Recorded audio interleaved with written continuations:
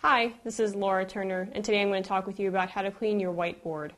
Cleaning whiteboards is best done regularly so that you don't get any stains that are sort of embedded on the whiteboard itself.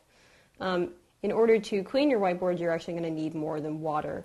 A lot of times you can actually use a mixture of water and alcohol. You can even use a hand sanitizer solution with a paper towel.